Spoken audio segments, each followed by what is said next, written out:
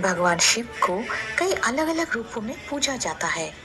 उन्हीं रूपों में से एक है उनका अर्धनारीश्वर रूप। भगवान शिव और उनके अर्धनारीश्वर रूप में महादेव का आधा शरीर स्त्री और आधा शरीर पुरुष का है। भगवान शिव का ये अवतार महिला व पुरुष दोनों की समानता का संदेश देता है। समाज, परिवार तथा जीवन में जितना महत्व पुरुष का है, उतना ही स्त्री का भी है। एक दूसरे के बिना इनका जीवन अधूरा है। ये दोनों एक दूसरे को पूरा करते हैं। आज के प्रसंग में हम जानेंगे अर्धनारीश्वर की उत्पत्ति की कहानी। तो बने रहे हमारे साथ इस अद्भुत यात्रा में।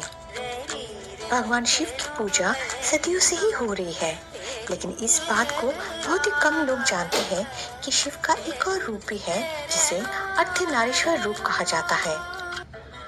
दरअसल महादेव ने ये रूप अपनी मर्जी से ही धारण किया था। वे इस रूप के जरिए लोगों को संदेश देना चाहते थे कि स्त्री और पुरुष दोनों ही समान हैं।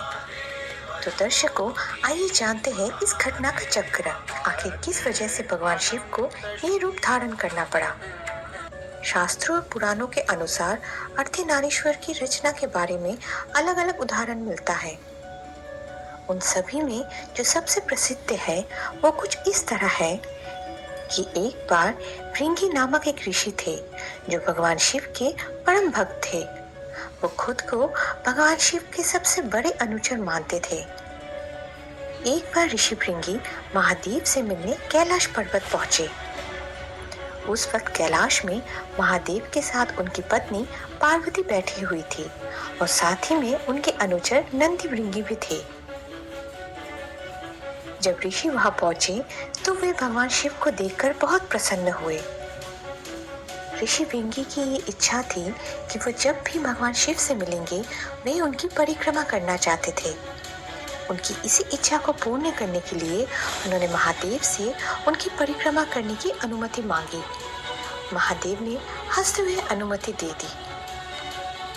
परंतु महादेव के साथ उनकी पत्नी माता पार्वती भी बैठी हुई थी और ऋषि भृंगी ये चाहते थे कि वो अकेले केवल महादेव की ही परिक्रमा करे, न कि माता पार्वती की, क्योंकि उनके अनुसार महादेव केवल एक है और उनके साथ कोई भी उनकी बराबरी नहीं कर सकता। तब उन्होंने माता पार्वती को ये कहकर वहां से जाने के लिए कहा कि वो केवल ही महादेव की ही परिक्रमा करेंगे, न ही किसी और की। ऋषि भृंगी की ये बात सुनकर पार्वती वहां से जाने लगी थी। तभी महादेव ने उन्हें रोक दिया, परंतु महादेव ने यह स्पष्ट रूप से ऋषि भृंगी को बोल दिया कि अगर तुम्हें परिक्रमा करनी है तो शिव और शक्ति दोनों की ही परिक्रमा करनी पड़ेगी, ना कि केवल शिव की।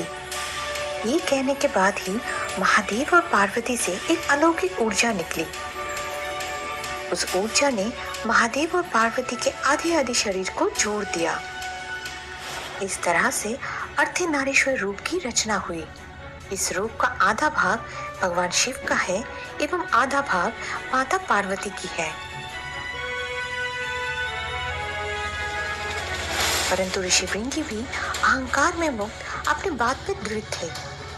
उनका ये कहना था कि मैं इतने दूर से आया हूँ तो मैं भगवान शिव की परिक्रमा किए बिना नहीं जाऊंगा। तब उन्होंने ये सोचा कि वे मानव रूप में अकेले भगवान शिव की परिक्रमा नहीं कर सकते, इसीलिए उन्होंने एक भंवरे का रूप लिया और वो चाहते थे कि उड़कर वो अकेले भगवान शिव की परिक्रमा कर सके। परंतु वे जितनी बार भी उड़ के जाने के प्रयास कर रहे थे, माता पार्वती एवं भगवान शिव के जुड़े हुए शरीर की वजह से वे बार बार असफल हो रहे थे।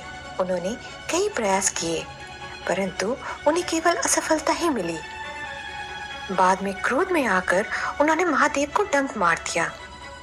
डंक मारते ही भगवान शिव की ऊर्जा से ऋषि भृंगी अपने असली रूप में आए एवं जमीन पर गिर गए। महादेव को डंक मारने की वजह से माता पार्वती बहुत क्रोधित हो गई। महादेव ने कहा कि तुम मेरे भक्त कभी नहीं हो सकते, क्योंकि तुमने प्रकृति का अपमान किया है। प्रकृति जो स्वयं माता पार्वती है, वही प्रकृति जो पुरुष की ढाल होती है। पुरुषत्व के अहम में तुमने प्रकृति का अपमान किया है। तब माता पार्वती ने क्रोधित होकर कहा तुम्हारी दृष्टि में पुरुष के पास और उसके भीतर नारी का कुछ भी अस्तित्व नहीं है। तो मैं पार्वती प्रकृति होने के नाते, जगत जननी होने के नाते तुम्हारे शरीर से उस भाग को बाहर आने के आदेश देती हूँ जो तुम्हें एक नारी से प्राप्त हुआ। माता पार्वती के श्राप की वजह से ऋषि भृंगी न चल सकते हैं, न बोल सकते हैं और न ही कुछ अनुभव कर सकते हैं, मात्र शव बन के रह गए। तब भगवान शिव ने ये कहा कि अब तुम इसी प्रकार रहोगे और इस संसार को तुम्हारे द्वारा एक उदाहरण भी दिया गया है। जो स्त्री को नीची दृष्टि से देखता है उसका यही हाल होता है। क्रोध में माता पार्वती ने भृंगी को श्राप तो दे दिया, पर बाद में जननी होने के नाते उन्हें भृंगी का दुख महसूस हो रहा था। तब माता पार्वती ने महादेव से कहा कि ऋषि भृंगी को पुनः ठीक कर दीजिए। तब भगवान शिव ने कहा, तुमने पार्वती के मान को ठेस पहुंचाने की कोशिश की, इसीलिए तुम्हारे टांगों में जान नहीं रहेगी, किंतु केवल मेरे प्रिय पार्वती के अनुनय पर मैं तुम्हें तीसरी टांग देता हूँ, संबल के लिए। जब ऋषि भृंगी अपने तीसरे पैर पर खड़े हुए तब उन्होंने महादेव एवं माता पार्वती से क्षमा मांगी और उन्होंने कहा कि मुझे माफ कर दीजिए, मुझे अपनी भूल स्वीकार है और अब मैं महादेव और पार्वती दोनों की परिक्रमा करना चाहता हूँ। परंतु मेरी एक विनती है, मैं अर्धनारीश्वर रूप की ही परिक्रमा करना चाहता हूँ। ये सुनकर महादेव और पार्वती फिर से जुड़ गए और अर्धनारीश्वर रूप में सबके सामने प्रकट हुए। तब ऋषि भृंगी ने अपने एक टांग के साथ ही महादेव और पार्वती की अर्धनारीश्वर रूप की परिक्रमा की।